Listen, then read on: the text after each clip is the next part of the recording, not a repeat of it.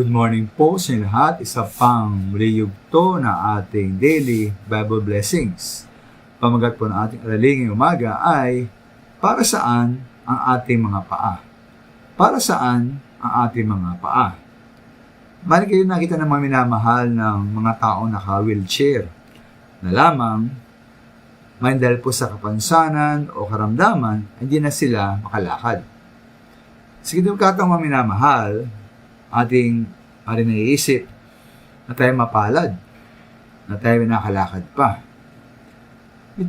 Para sa akin, no, hindi sapat na magpasalamat tayo sa Diyos na tayo nakalakad pa. Alin po sabihin po ang tanong, para saan ba ang ating mga paa? Ang pangunahing layon po at gamit ng mga paa ay makapunta tayo sa ating pupuntahan.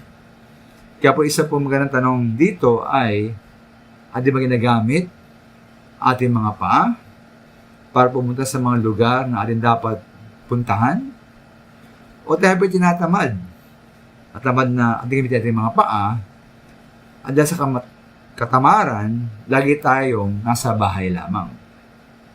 Ay nga po sa bahagi ng Santiago 1:27 ng Biblia, ang dalisan ni reliyon at walang dungis sa harapan ng ating Diyos at Ama ay ito: dalawin ang mga ulila at mababaeng bao sa kanilang kapigatian. Ngayon po, paano tayo makakadalaw sa mga ulila at byuda kung tamad ang ating mga paa sa pagtungo sa kanila? Anong silbi ngayon ang ating mga paa?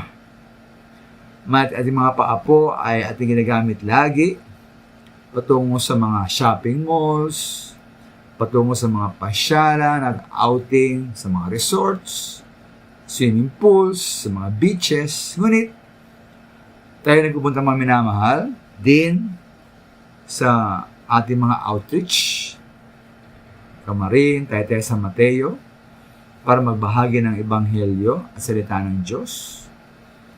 Tayo ba'y puro outing lang at wala mga paa para sa outreach?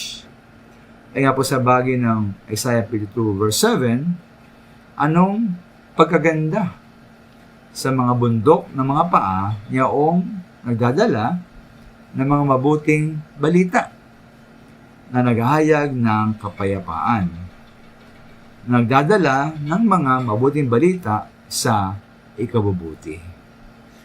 Kaya mga minamahal, para saan ba ating mga paa? Ating binayad po yung mga paa natin para sa pagbabahagi ng Ebanghelyo. Maraming salamat po.